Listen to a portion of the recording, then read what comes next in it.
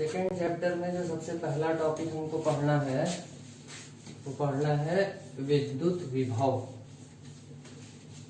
विद्युत विभव का नाम आपने क्लास 10th में भी सुन रखा है, लेकिन पता नहीं कितना आपको समझ में आया है। आज समझ में आ जाएगा कि विद्युत विभव क्या होता है। विद्युत विभव क्या है। एक छोटा सा क्वेश्चन मैं आपसे पूछता हूँ, आप लोग पहले उसका जवाब दीजिए, है ना, तो फिर विद्युत विभव में आगे बढ़ते हैं। हेडिंग लिख लेते हैं विद्युत विभव।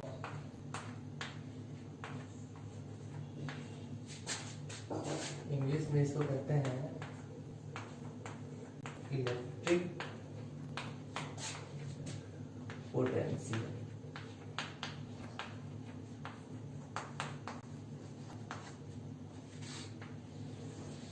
विद्युत विभव या इलेक्ट्रिक पोटेंशियल। सर टाइम हो गया, अभी लाइव नहीं आए। आप आ तो गए बेटा लाइव, तो देर से यार तुम्हारा कमेंट आया। गुड मॉर्निंग सब लोगों को, गुड मॉर्निंग भाई। ठीक है सर, अरविंद शुक्ला जल्दी है, आ गया बेटा, अब पढ़ाई शुरू। तो देखिए एक छोटा सा क्वेश्चन है। मान लीजिए आपके पास एक ये जार है, अच्छा नहीं बना,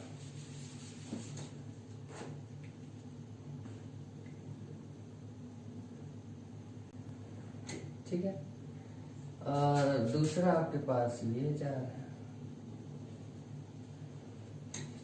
ठीक है। इसमें पानी यहां तक भरा हुआ है,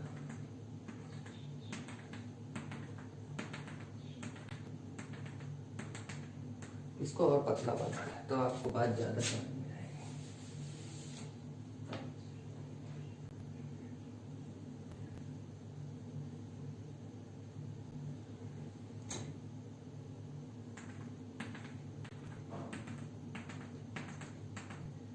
इसमें यहाँ जो पानी भरा हुआ है वो 2 लीटर पानी भरा हुआ है, ठीक है। और इस वाले में यहाँ तक पानी भरा हुआ है, और इसमें पानी भरा हुआ है 5 लीटर, ठीक है। ये है ए, ये है बी। डायग्राम दिख रहा है आपको कायदे से। 2 हमारे पास जार है, एक में 2 लीटर पानी भरा हुआ है इस ए वाले में, और बी वाले में 5 लीटर पानी भरा हुआ है, ठीक है।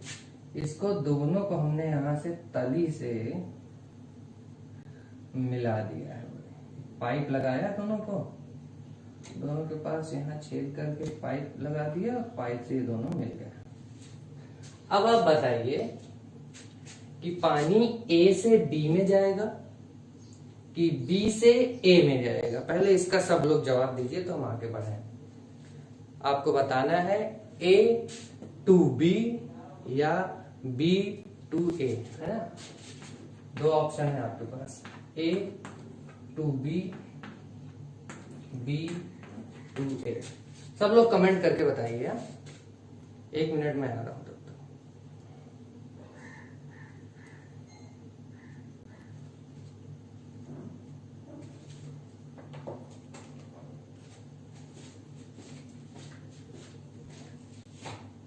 अभिषेक,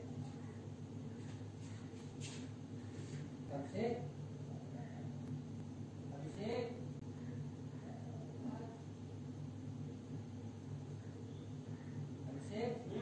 पानी दे दो। अच्छा नॉर्मल।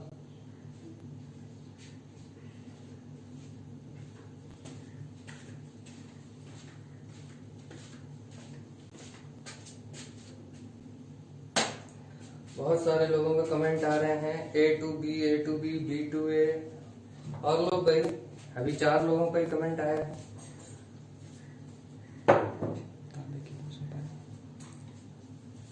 ए टू बी या B to A?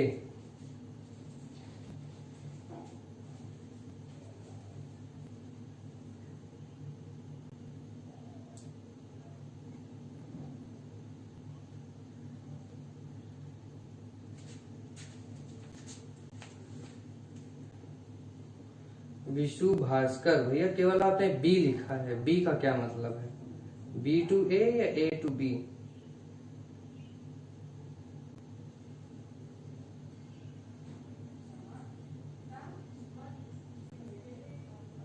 A to B. बहुत सारे लोगों का आंसर आ रहा है ए टू बी।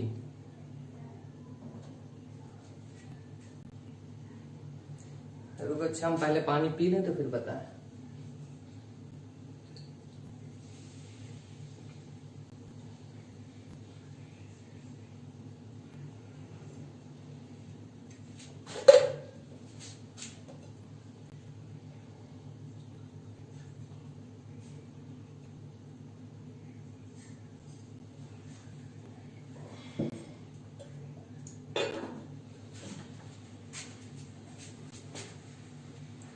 भैया जो लोग, बस मुझे लग रहा है एक ही ने आंसर दिया है बी टू ए, है ना?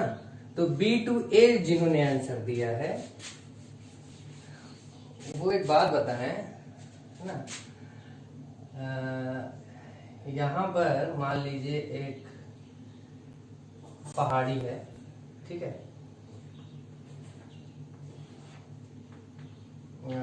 यहाँ पर, ठीक है, यहाँ पर पानी भरा हुआ है, थोड़ा सा पानी भरा हुआ है, ठीक है? और यहाँ पर उससे नीचे नदी बह रही है, ठीक? नदी बह रही है। अब आप एक बात बताइए, अगर इस पानी, ये जो थोड़ा सा पानी यहाँ पर पहाड़ में भरा हुआ है, अगर इसका हम कनेक्शन ऐसे कर दें, नदी से कनेक्शन कर दें, तो किससे? यहाँ ये जगह है ए और ये जगह है बी।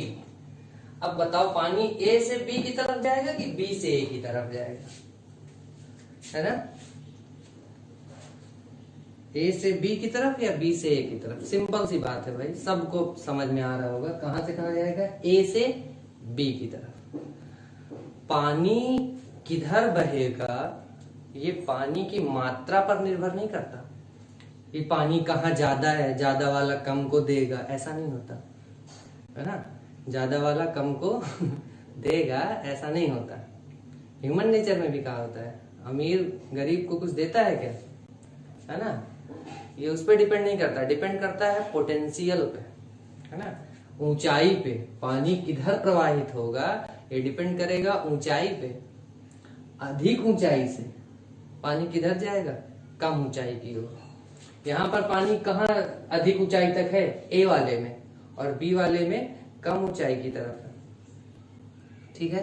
तो पानी किधर से किधर जाएगा? ए से बी की तरफ। यहाँ किधर जाएगा? ए से बी की तरफ। मैं जब पानी पी रहा था तो अधिक ऊंचाई पर मैं इसको रख रहा हूं, जग को, है ना? ऐसे संभव है क्या कि मैं ये पानी, भाई मेरे मुंह में तो कुछ पानी नहीं है ना? मैं कोई पाइप लगाऊं ऐसे, है ना, यहाँ जग में पाइप लगा दूं ऐसे, क्या बिना खींचे आ पाएगा क्या? केवल पाइप लगाने से अपने आप ऊपर चढ़ने लगेगा कि भैया मुंह इनका खाली है, पानी ऊपर भर जाओ ऐसा तो नहीं होगा, है ना? या दूसरा तरीका मैंने क्या किया था, मैं इसको ऊंचाई पर ले गया, ऊंचाई से टेढ़ा किए, बस पानी मेरे मुंह में आ गया। बात समझ पा रहे हो? तो पानी किस दिशा में प्रवाहित होगा ये मात्रा पर निर्भर नहीं करता। किस पर निर्भर करता है? ऊंचाई पर, ठीक है? जिसकी ऊंचाई अधिक होगी वो कम ऊंचाई की तरफ पानी प्रवाहित होगा। सिंपल सी बात है, आपको समझ में आ गया। उसके बाद दूसरी बात ये, एक और, जैसे मान लीजिए एक एग्जांपल अगर हम लें कि एक वस्तु ये है ए और एक वस्तु है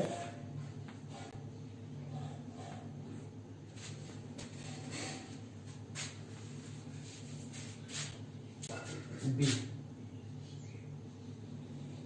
मान लीजिए कोई लोहे की रॉड है, हाँ? ये कोई लोहे की रॉड है।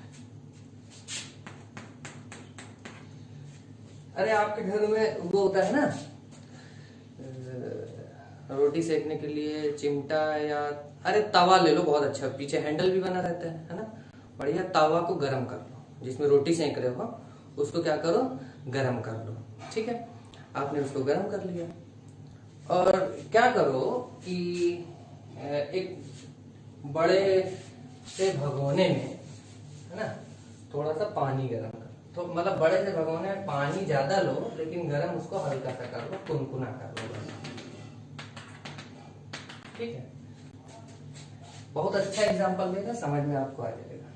ये आपके सबके घर में तवा होता है ना, ऐसे बढ़िया हैंडल लगा हुआ अच्छे से लकड़ी का, ताकि पकड़ो तो जलेगा।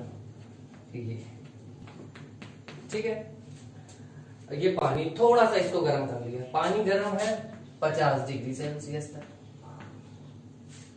लोहा गर्म है 150 डिग्री सेल्सियस तक, या 150 रहने दो, 75 ही कर लो, ज्यादा नहीं, 75 degree Celsius, 50 degree Celsius, 75 degree Celsius मान लो गर्म है। अब अगर आप इस तवे को उठा के इसमें डुबो दो, तवे को आपने उठा के इसमें डुबो दिया, आप बताइए ऊष्मा किधर से किधर जाएगी? पानी के पास बहुत सारी ऊष्मा, इतना ज्यादा हमने पानी ले लिया है कि इसके पास ऊष्मा बहुत है, पानी के पास बहुत अधिक मात्रा में ऊष्मा है, और इस तवे के पास उतनी अधिक मात्रा में ऊष्मा नहीं है।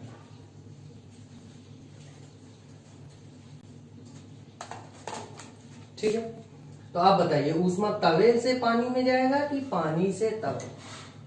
सीधी सी बात है भाई, किससे जाएगा? ये जो लोहा है इससे पानी की तरफ। क्यों ऐसा होगा?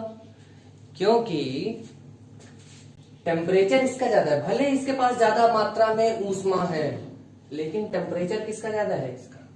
तो ऊष्मा कहां से कहां प्रवाहित होती है?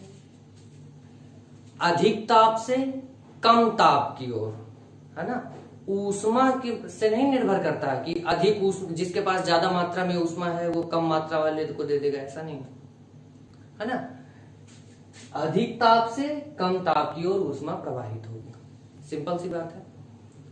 तो दो एग्जांपल मैंने आपको दिए हैं, जल अधिक ऊंचाई से कम ऊंचाई, या उसको आपने पढ़ा है फिजिक्स की लैंग्वेज में कहें तो गुरुत्वीय विभव। इसका गुरुत्वीय विभव क्या है? ज्यादा है, और इसका गुरुत्वीय विभव क्या है? कम है।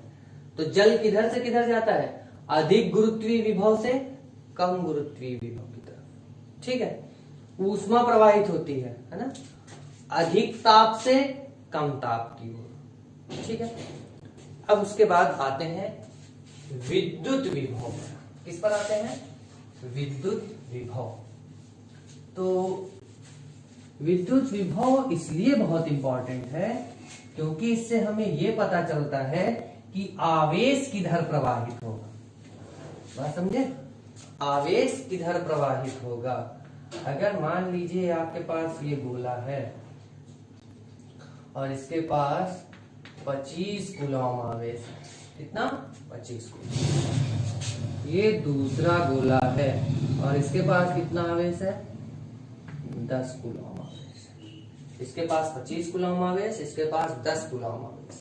ठीक है, इसका जो विभव है वो है 15 वोल्ट, और इसका जो विभव है वो है 5 वोल्ट। ठीक है, आप बताइए आवेश किसके पास ज्यादा है? मान लेते हैं इसका नाम है ए और इसका नाम है बी। आवेश किसके पास ज्यादा है? 25 कूलम, और यहाँ इसके पास 10 कूलम, तो इसके ए के पास ज्यादा है। विभव किसका ज्यादा है? बी का, 15 वोल्ट, और यहाँ 5 वोल्ट। तो जब इनको अगर हम तार से जोड़ दें, ऐसे चालक तार के द्वारा जोड़ दें, तो आप बताइए ऊष्मा किधर से किधर जाएगी? ए से बी में, वो ऊष्मा नहीं सॉरी आवेश, आवेश किधर से किधर जाएगा? ए से बी की तरफ या बी से ए की तरफ? सब लोग बताइए, ए टू बी या बी टू ए? कमेंट करके बताइए तो आगे बढ़े। आवेश किधर से किधर जाना चाहिए? ए से बी या बी से ए?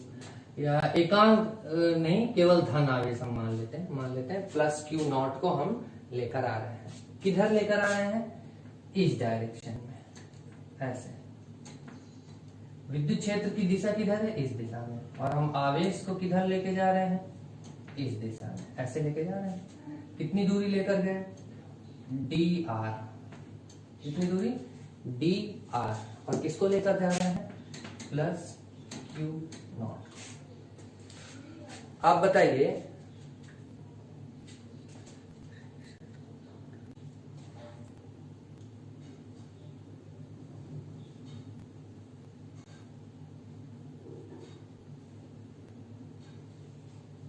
वीडियो आ रही है?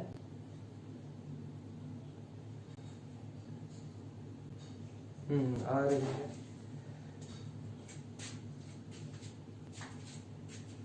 Plus Q naught. तो अगर एक बात बताइए, कोई वैद्युत क्षेत्र है तो प्लस क्यू के ऊपर जो बल लगता है वो किधर लगता है? क्षेत्र की दिशा में। F इज इक्वल टू क्या होता है? Q into E. F is equal to Q into E. मतलब कि अगर E की दिशा इधर है तो जो वैद्युत बल लगेगा Q पर वो किधर लगेगा? उसी दिशा में लगेगा। प्लस क्यू नॉट है तो जिधर वैद्युत क्षेत्र की दिशा होगी वैद्युत बल उसी दिशा में तो लगेगा हमेशा। अगर आपको नहीं पता है तब भी ये बात याद रखिए, किसी वैद्युत क्षेत्र में, ध्यान से सुनिएगा, एक बार बताऊंगा, किसी वैद्युत क्षेत्र में धन आवेश पर लगने वाले बल की दिशा वैद्युत क्षेत्र की दिशा में होती है। मतलब जिधर वैद्युत क्षेत्र की दिशा होगी उधर ही वैद्युत बल लगेगा। लेकिन ऋण आवेश पर वैद्युत क्षेत्र की विपरीत दिशा में बल लगता है। सिंपल सी बात है, अगर वैद्युत क्षेत्र इस दिशा में है, यहाँ पर हम प्लस क्यू आवेश रखेंगे तो इसके ऊपर बल किधर लगेगा? क्षेत्र की दिशा में। जिधर क्षेत्र है उधर ही बल लगेगा। अगर हम यहाँ माइनस क्यू आवेश रखते हैं तो इसके ऊपर बल किधर लगेगा? क्षेत्र की विपरीत दिशा में। सिंपल सी बात है, समझदार हो आप लोग, समझ में आ गया होगा। धन आवेश पर बल लगता है क्षेत्र की दिशा में और ऋण आवेश पर बल लगता है क्षेत्र की विपरीत दिशा में। अब एक बात बताइए, अगर बाह्य बल, भाई अगर हमें विपरीत दिशा में लाना है, बल किधर लग रहा है? वैद्युत बल किधर लग रहा है? इधर। और हम ला रहे हैं उसकी उल्टी दिशा में, तो कार्य कौन करेगा? क्या वैद्युत बल कार्य करेगा? नहीं, बाह्य बल कार्य करेगा, है ना। तो बाह्य बल द्वारा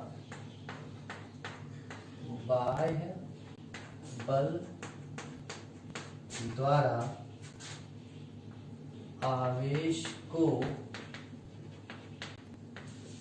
डी आर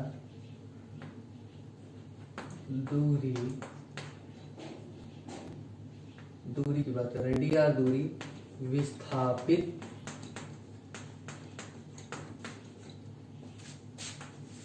करने में किया गया कार्य। अब छोटी सी दूरी हमने विस्थापित किया है dw, तो छोटा सा कार्य होगा। भाई हमने विस्थापित कितना किया है? कितनी दूरी? dr, तो कार्य कितना होगा? dw। ठीक है, तो dw हमें कैसे मिलेगा? कार्य बराबर क्या होता है?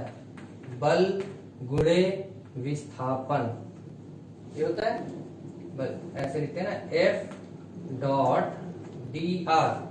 तो आप बताइए F की जगह क्या होगा यहाँ पर? F is equal to Q naught E होगा कि नहीं होगा? F is equal to Q naught E. तो F डॉट डी आर की जगह पर हम क्या लिखेंगे? Q naught E dot D are. अब एक बात बताइए, ये कौन सा बल है? वैद्युत बल। लेकिन बाह्य बल किधर है? विपरीत दिशा में। तो अगर एक की दिशा प्लस तो दूसरे की दिशा माइनस। बात समझ में आ रही है? ये कौन सा बल है? वैद्युत बल। इसको हम लिख लेते हैं Fe से, इलेक्ट्रिक फोर्स। ध्यान से समझिए मेरी बात, ये कौन सा बल है? Electric force. और हम कौन सा बल लगा रहे हैं? बाह्य बल। हम उसको लिख सकते हैं F एक्सटर्नल। तो वो इसके विपरीत होगा, तो वो कितना होगा minus Q naught E. Simple सी बात है, जब मैं इसको उठा रहा हूं इस जग को, तो किधर इसमें बल लग रहा है, पृथ्वी किधर बल लगा रही है, नीचे की ओर, और मुझे कितना किधर बल लगाना पड़ रहा है, ऊपर की ओर, और कितना, जितना इसका भार है। इसके भार के बराबर पृथ्वी बल लगा रही है नीचे, और इसके भार के बराबर मैं बल लगा रहा हूं ऊपर। तो अगर नीचे की दिशा प्लस मानेंगे तो ऊपर की दिशा क्या होगी, माइनस में होगी, और परिमाण तो दोनों का क्या होगा, बराबर होगा। तो इस क्यू नॉट के ऊपर जो वैद्युत बल लग रहा है वो इस दिशा में लग रहा है। अगर ये धनात्मक हमने माना है तो इधर जो बाह्य बल लग रहा है वो क्या होगा, ऋणात्मक होगा।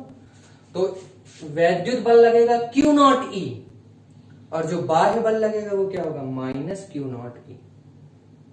ये बात समझ में आ रही है। तो यहां पर जब हम लिखेंगे तो क्या लिखेंगे, minus Q naught E dot D are. ये कितना काम है, जब हम डी आर दूरी तय कराते हैं। मान लीजिए हम इसको, अगर हम ये एक बिंदु है ए और दूसरा ये बिंदु है बी, अगर हम ए से बी तक लेकर आए, कहां से कहां तक, ए से बी तक, तो ये पूरा थ्योरी आप लिख लेना। जो कुल कार्य होगा ए से बी तक आवेश क्यू नॉट को बाह्य बल द्वारा लेकर आने में किया गया कार्य, तो W बराबर क्या हो जाएगा, आप बताइए। समाकलन करना पड़ेगा, क्लास 11 में कई बार बताए हैं। कहां से कहां तक, ए से बी तक, और किसका समाकलन करेंगे, इस DW का समाकलन करेंगे। और DW में क्या लिखा है, minus Q naught E D R. Minus Q not बाहर चला जाएगा, अंदर क्या बचेगा, ई डॉट डी। ये तो समझाने के लिए लिखा था। क्या ये बात समझ में आई है? अगर आई है तो कमेंट करके बताइए, तो हम आगे बढ़ें। हम किसी वैद्युत क्षेत्र में एक आवेश को ए से बी तक लेकर आ रहे हैं, और ए से बी तक लाने में कितना कार्य करना पड़ेगा वो हमने फॉर्मूला निकाला है। समझ में आया है तो आगे बढ़ें, नहीं आया तो फिर से बताएं, जल्दी बताइए।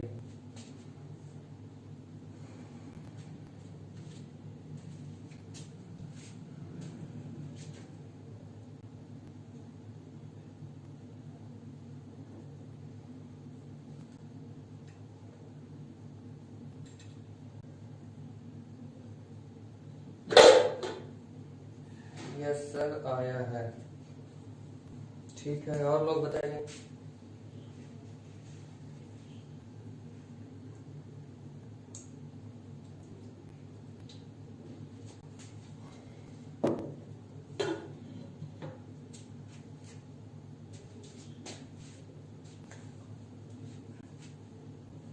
चलिए एक बार फिर से बता देते हैं, समझिए। एक हमने ये खींचा है वैद्युत क्षेत्र रेखा, ठीक है, ये वैद्युत बल रेखा जिसको आप कह सकते हैं। यहाँ पर एक ये बिंदु है, इस बिंदु पर जो वैद्युत क्षेत्र की दिशा है ई, वो हमने यहाँ प्रदर्शित की है। ये है वैद्युत क्षेत्र की दिशा, इस पर सी, ठीक है। और यहाँ से इस बिंदु से हम डी आर दूरी एक आवेश क्यू नॉट को लेकर गए। किस आवेश को, क्यू नॉट आवेश को, प्लस क्यू नॉट आवेश धन आवेश है। धन आवेश को हम इस बिंदु पर डी आर दूरी लेकर गए हैं। कितनी दूरी, डी आर। अब आप बताइए, जब हमें कार्य निकालना होता है तो W इज इक्वल टू क्या होता है, F डॉट डी आर। तो हमें क्या क्या चाहिए, हमें F चाहिए, DR चाहिए। DR तो हमने पहले ही माना हुआ है, DR हमें मतलब है किससे, F से। किससे मतलब है, F से। तो F कैसे निकलेगा, F निकालने के लिए ये कौन सा, भाई कार्य कौन कर रहा है, बाह्य बल कर रहा है। कौन कार्य कर रहा है, बाह्य बल। तो बल, बाह्य बल निकालेंगे ना, तो किससे निकल आएगा, वैद्युत बल से। क्योंकि अगर वैद्युत बल निकल आया, उसमें माइनस लगाओ, क्या पता चल जाएगा, बाह्य बल। क्यों, क्योंकि वैद्युत बल अगर इधर है तो बाह्य बल इधर है। तो अगर ये प्लस हुआ तो ये क्या हो जाएगा, माइनस हो जाएगा। तो हमें क्या निकालना है, बाह्य बल। तो वैद्युत बल कितना होगा, Fe, सॉरी इसमें वेक्टर लगाना चाहिए। Fe कितना होगा, क्यू नॉट ई। आपको पता है E इज इक्वल टू क्या होता है, विद्युत क्षेत्र की तीव्रता F बराबर, वो E बराबर F अपॉन Q होता है। F निकालना है तो Q इंटू E हो जाएगा। तो Fe वैद्युत बल निकालना क्या हो जाएगा, क्यू नॉट ई, ठीक है। अब अगर हमें वैद्युत बल पता है तो हम बाह्य बल निकाल सकते हैं, कितना हो जाएगा माइनस क्यू नॉट ई, क्योंकि उसकी विपरीत दिशा में है। ठीक है, तो अब ये डी आर दूरी तय कराने में जो कार्य किया गया बाह्य बल के द्वारा वो कितना हो जाएगा माइनस क्यू नॉट ई, ये बाह्य बल, और ये डी आर, तो minus Q naught E D R. अब अगर हमें ए से बी तक लाना हो, कहां से कहां तक, ए से बी तक, तो ये कितना हो जाएगा, समाकलन कर देंगे, वर्गडन कितना होगा ए से बी, कहां से कहां तक, ए से बी तक, और किसका समाकलन, इसका समाकलन, तो क्यू नॉट क्या है, नियतांक है, इसको हमने बाहर कर लिया, ई डॉट डी आर का समाकलन कर लेंगे, सिंपल सी बात है, सबको आ गया। महेंद्र सिंह, ये फर्स्ट चैप्टर का है, पता नहीं भैया, तमाम तरह की बुक चलती हैं, किसी में कुछ है फर्स्ट चैप्टर में, किसी में कुछ है फर्स्ट चैप्टर में। हो सकता है आपने ये फर्स्ट चैप्टर में पढ़ा है, लेकिन यहाँ पर विभव समझाने के लिए ये आवश्यक था समझाना। हाँ, फर्स्ट चैप्टर में पता नहीं कि कौन सी हेडिंग के अंतर्गत आपने समझ लिया, ठीक है, पढ़ा हुआ है, अच्छी बात है, कहाँ है कोई मतलब नहीं, मैं इस वजह से इसको बता रहा हूँ क्योंकि इसकी जरूरत पड़ेगी किसमें, विभवांतर और विभव समझाने में। ठीक है, तो ऐसा नहीं कि मैं वहां सीधे रटा दूं, इस वजह से मैं छोटी छोटी बातें आपको बताता चलता हूं। तो आगे बढ़ते हैं, ठीक है। अभी इसकी नोट्स आपको मिल जाएगी 2 घंटे।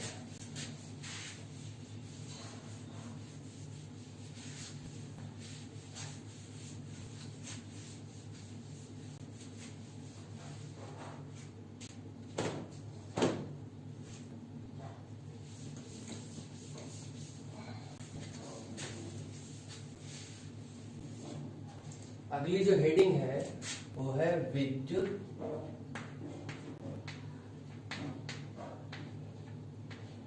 विभवांतर।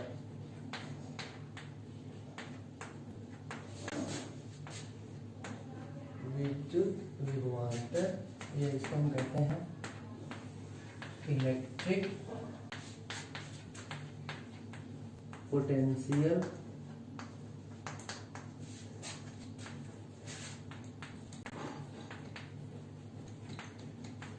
डिफरेंस। विद्युत विभवांतर या इलेक्ट्रिक पोटेंशियल डिफरेंस। पहले समझ लेते हैं इसकी परिभाषा क्या है विद्युत विभवांतर की।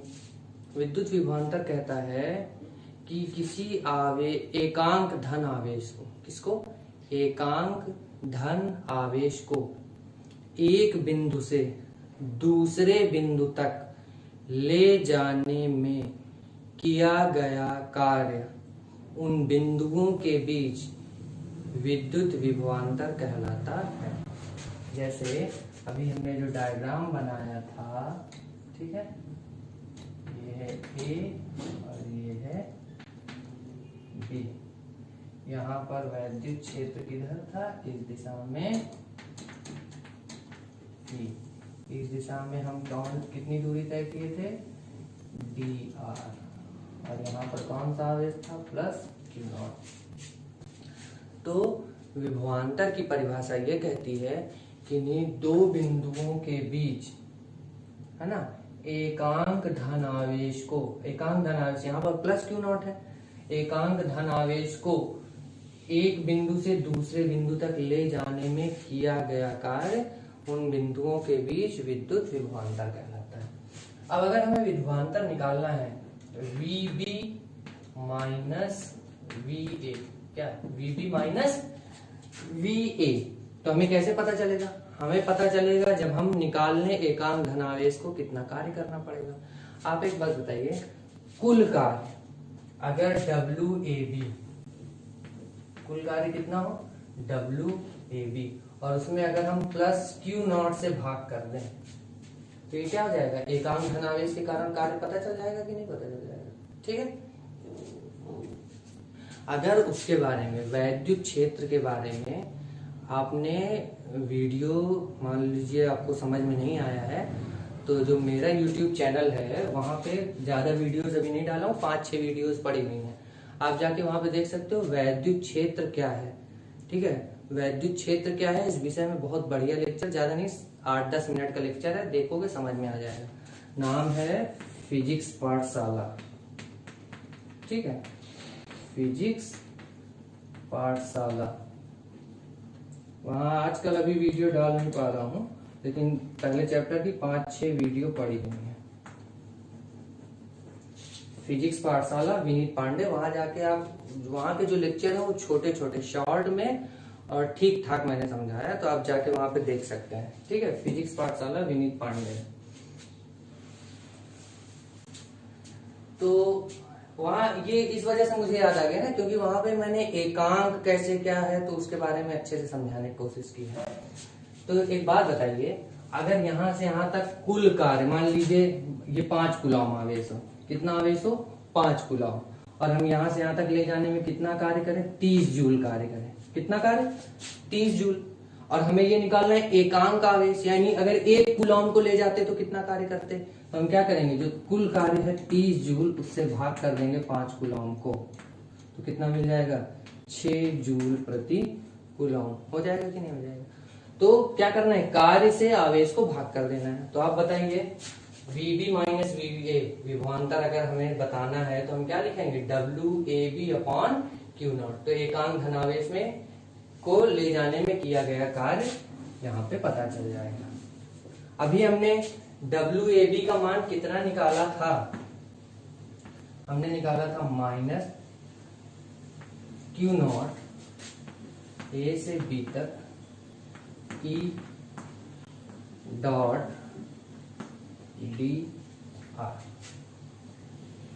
अब ये बहुत बेसिक सी बात है, ये फॉर्मूला, इसके ऊपर भी क्वेश्चन आते हैं, ठीक है। अभी मैं आपको जो क्वेश्चन दे दूंगा, जो आए हुए बोर्ड में क्वेश्चन है वो भी, और बुक के भी कुछ क्वेश्चन दे दूंगा। तो ये बहुत बेसिक फॉर्मूला है, इससे भी बहुत क्वेश्चन आते हैं, है ना।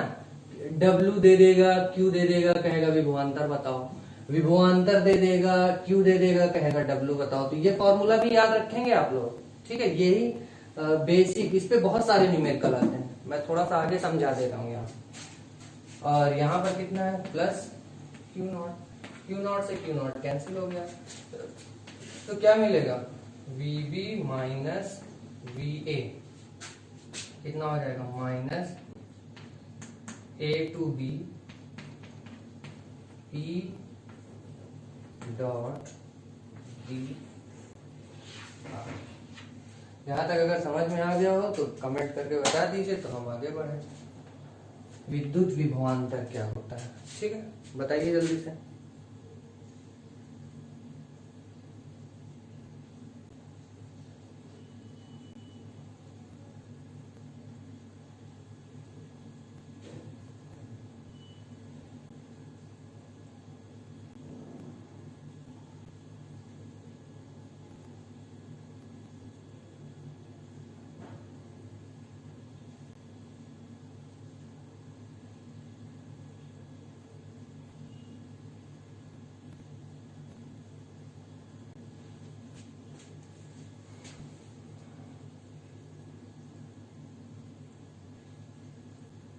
ठीक है, फिर आगे बढ़ते हैं।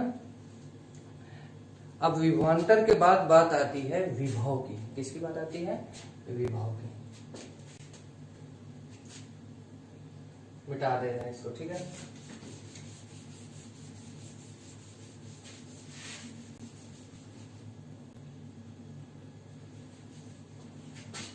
तो विभवांतर की बजाय हम किसकी बात कर रहे हैं, विभव की। और यहाँ पर डिफरेंस नहीं, ठीक है। विद्युत विभव, इलेक्ट्रिक पोटेंशियल। विद्युत विभव क्या है, विद्युत विभव सिंपल सी बात यह है कि हम इसकी तुलना करते हैं, कहां से, अनंत से। अगर अनंत से किसी आवेश को किसी बिंदु तक लाने में कोई कार्य करना पड़े, तो जो एकांक आवेश को लाने में कार्य करना पड़ता है उसको हम कहते हैं विद्युत विभव।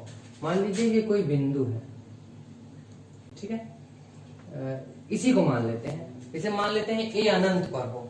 ए कहां पर हो, अनंत पर हो। तो आप एक बात बताइए, जब आप W निकालोगे तो A to B निकालोगे कि इनफाइनाइट टू B निकालोगे, क्या निकालोगे, इनफाइनाइट टू बी, और ये कैसे निकलेगा माइनस क्यू नॉट, समाकलन कहां से कहां तक, अनंत से B, E dot D R. ठीक है, अब एक बात बताइए, अगर हमें यहां पर निकालना हो वी बी, अब ये कहां से कहां तक आ रहा है, अनंत से हम लेकर आ रहे हैं माइनस वी इनफाइनाइट। ठीक है, तो यहाँ पर अनंत पर हम विभव क्या मानते हैं, शून्य मानते हैं, तो माइनस करोगे क्या हो जाएगा, वैसे भी जीरो हो जाएगा, तो क्या हो जाएगा minus Q naught infinite to B E dot D R divided by Q naught. तो क्यू नॉट से क्यू नॉट कैंसिल हो गया, क्या हो गया minus infinite to B E dot D R, इसका मान आया वी डी का, है ना।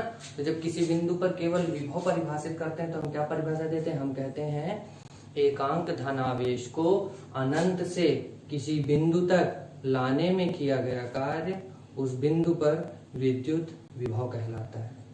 तो सिंपल सी बात है, समझ में आई है। अगर विभवांतर समझ में आ गया तो विभवांतर में हम क्या करते थे, ए से बी तक आवेश को ले जाते थे, और जब हम बात करते हैं विभव की तो हम कहां से कहां तक लेकर जाते हैं, अनंत से उस बिंदु तक। तो सिंपल सी बात है, समझ में आ गया होगा। ठीक है, अब बात कर लेते हैं विद्युत विभव का मात्रक। तो विद्युत विभव में जब हम V की परिभाषा देते हैं तो आखिर क्या करते हैं, W अपॉन क्यू ही तो करते हैं, W अपॉन क्यू। W किस में होता है, जूल में, आवेश किस में होता है, कूलॉम में, इसको हम क्या कहते हैं, जूल प्रति कूलॉम। क्या कहा जाता है, जूल प्रति कूलॉम। विद्युत विभव का मात्रक क्या है, जूल प्रति कूलॉम। अच्छा, वोल्ट याद आ रहा है, इसी को तो वोल्ट कहते हैं, जूल प्रति कूलॉम क्या है, वोल्ट है। ठीक है, तो विद्युत विभव का मात्रक जूल प्रति कूलॉम है, या इसी को हम वोल्ट भी कहते हैं। सिंपल सी बात। ठीक है, विमा उमा में नहीं बताता, आप लोग इतने समझदार हो कि विमा निकाल लेते हो, इतने अच्छे से पढ़ाए हैं, है ना। विमा तो क्या बताना। तो थक गया, बस करें क्या, आप लोग बताइए, जैसा कहिए, या तो बस करें कि आगे पढ़ा दें, जो आप लोग कहें। कमेंट करके बताओ, यहां तक समझ में आ गया और आगे पढ़ाएं कि बस करें।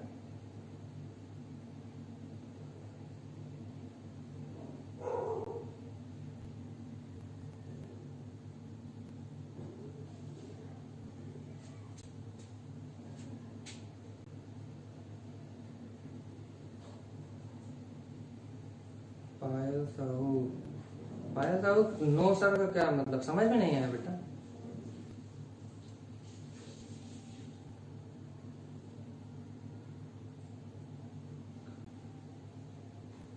अगर समझ में नहीं आया तो एक बार फिर से देखिए, समझ लेते हैं विद्युत विभव की बात क्या थी। विद्युत भाई, अगर विभवांतर समझ में आ गया, ठीक है, तो विभवांतर समझने का मतलब ये है कि भाई विभवांतर में हम बात करते हैं दो बिंदुओं के बीच, एक बिंदु से दूसरे बिंदु की बात करते हैं, है ना।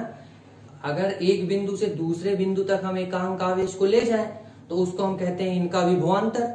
और जब विभव की बात करते हैं तो जो जिस बिंदु से ला रहे थे ना, वो अब कोई एक बिंदु नहीं, उसको हम अनंत मान लेते हैं। क्या मान लेते हैं, अनंत। अनंत से जब किसी आवेश को यहां तक लेके जाओगे तो अब इसको हम विभवांतर न कह के कहते हैं इस बिंदु का विभव। तो जब हम एकांक धनावेश को अनंत से किसी बिंदु तक लाते हैं तो उसको हम कहते हैं विभव। अच्छा, पायल साहब कह रहे आया सर, मेरा मतलब और पढ़ाएं। सब लोग तो कह रहे हैं बस करिए, हमारा भी मन कर रहा है बस करें। चलो कल ही पढ़ाते हैं, ठीक है। थक गए फिर अच्छे से समझा नहीं पाएंगे। विभव समझ में आया ना, इससे पहले कभी इतना अच्छा विभव समझो, हाँ, कहीं किसी वीडियो में जाके तुम देख लो, है ना। इतना अच्छा विभव समझो तो हमको लिंक भेज देना, हम भी समझ लेंगे। ठीक है, अगर कोई वीडियो अच्छी लगा करे तो हमको भी भेज दिया कीजिए ना लिंक, हम भी सीखा करें कि मतलब कैसे और अच्छा समझाया जा सकता है। ठीक है, तो आज इतना ही रखते हैं बेटा, हाँ, कल से पढ़ेंगे। आज आपको इसकी हम नोट्स दे देंगे कि विभवांतर विभव के लिए जो क्वेश्चन आप बेसिक लगा सकें। कल अभी हम थोड़ा सा हम देखेंगे कार्य ऊर्जा प्रमेय का क्या उपयोग इसमें कर सकते हैं। और दूसरा क्या देखेंगे, इलेक्ट्रॉन वोल्ट क्या होता है, एक मात्रक है इलेक्ट्रॉन वोल्ट, उसको भी समझ लेंगे। धीरे धीरे आगे बढ़ेंगे। ठीक है बेटा, बाय।